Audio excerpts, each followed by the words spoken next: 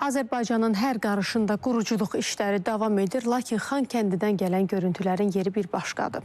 Bugün Xankəndidə daha 36 ailə yeni mənzilinə köçüb. Şəhidlərimizin canı, qazilərimizin qanı bahasına azad olunan o torpaqlarda indi körpə gülüşləri eşidilir.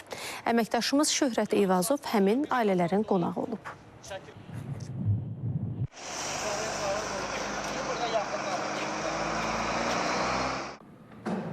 Bugün Xankəndidə keçmiş məcburi köçkünlərə təhvil verilən 36 mənzilli binadayıq və gördüyünüz kimi həm bu mənzilin balkonundan keçib gəldiyim 3 otaqdır və bu mətbəx və digər zəruri otaqlar da var və onlar da müxtəlif ləvazimat və avadanlıqlarla təmin ediliblər.